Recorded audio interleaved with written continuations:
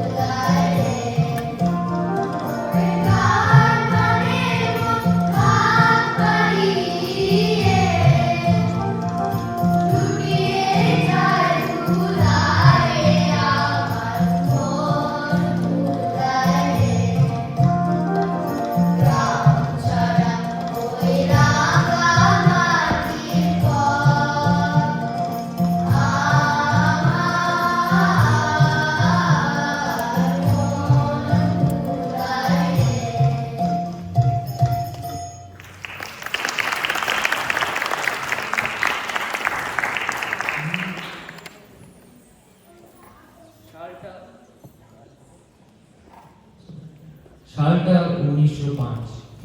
Lord Curzon বাংলাকে দুভাগ করার সিদ্ধান্ত নিলেন, পূর্ববঙ্গ আর পশ্চিমবঙ্গ। বাঙালিরা হলো ছিন্নমূল, রাতারাতি পরিবার বিচ্ছেদ হয়ে গেল, ভাই বোনেরা ভাগ হয়ে গেল ঠিক মাটির সীমানার ভাগের সাথে। গর্জে উঠল বাঙালি। ঋষি অরবিন্দ ঘোষ, কবিগুরু রবীন্দ্রনাথ ঠাকুর, লালা লাজপত রায়, বাল গঙ্গাধর তিলক, সুরেন্দ্রনাথ বন্দ্যোপাধ্যায়রা শুরু করলেন স্বদেশী আন্দোলন। বিলিতি পণ্য বর্জনের ডাক উঠল। মায়ের দেওয়া কাপড়, মোটা কাপড় মাথায় তুলে নিল দেশবাসী। অবন ঠাকুর ছবি আঁকলেন, রবীন্দ্রনাথ ঠাকুর ধরলেন কলম, লিখলেন যদি তোর ডাক শুনে কেউ না আসে। এই গান সবার মুখে মুখে ছড়িয়ে পড়ল। পরবর্তীকালে স্বদেশী রণকৌশলটিকে গ্রহণ করে মহাত্মা গান্ধী এটিকে স্বরাজের আত্মারূপে বর্ণন করেন।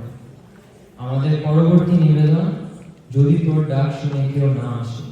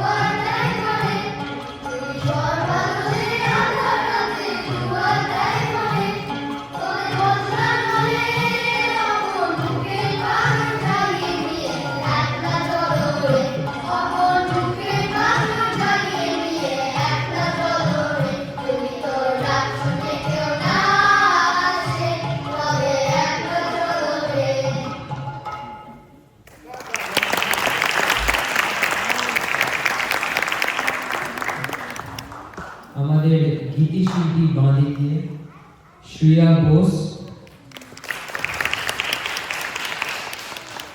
আরুষ দাস,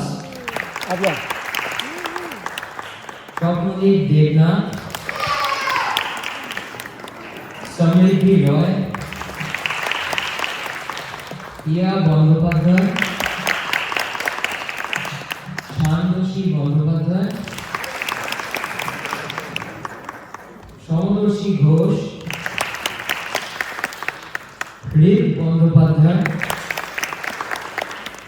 তনিশী গুপ্তা আর অর্জুন ভট্টাচার্য।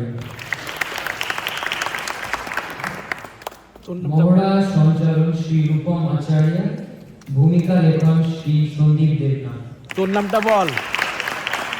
ইয়েস। আর আমার নাম হচ্ছে আরুষ মুখার্জি।